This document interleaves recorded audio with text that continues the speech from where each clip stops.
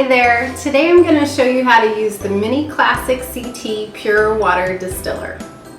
When you first get your box, you'll unpack it, you'll find the stainless steel distiller, which is made here in the USA, so it is a very high quality appliance. There's the glass jar with the lid, the power cord, and this is the filter tray with the filter. And then there's also the warranty registration and the owner's manual. So you want to make sure and fill out this card and send it back to Pure and Secure, or you can register your warranty online at mypurewater.com. And you also want to make sure and read through your manual before you begin, as it gives you first-time startup instructions. What I'm going to show you today is typical everyday use.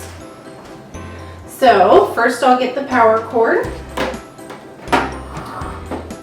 and since this is detachable, if you ever do move your distiller around on the counter, just make sure it stays plugged in.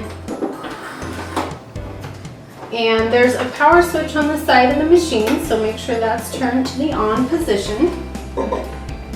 And we'll get our glass jar in here, and the filter with the filter tray. I do want to make a point on these filters.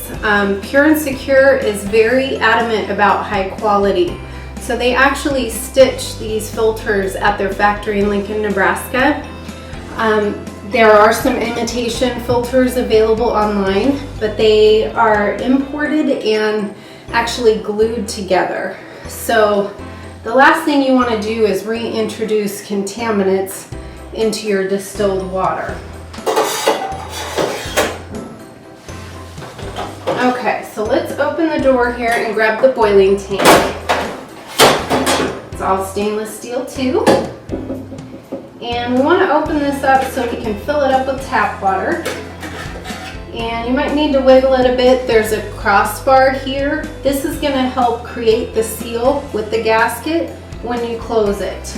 And that's pretty important. The last thing you want to do is fill it up and start the cycle, have the steam go out into the room instead of condensing back down into water for you.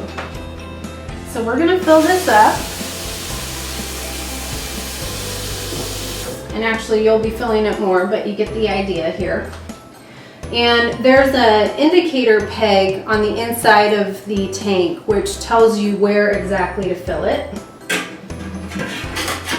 And screw that back on. Again, make sure that's nice and tight. And insert it into the distiller. There's a plug at the back of the boiling tank that you want to make sure inserts into the plug in the back of the distiller. That's what makes the electrical connection. So that's shut. We're ready to press the start button. And as you can hear, the fan starts to go already. So in about 3.5 hours, you'll have a full batch of distilled water. Enjoy.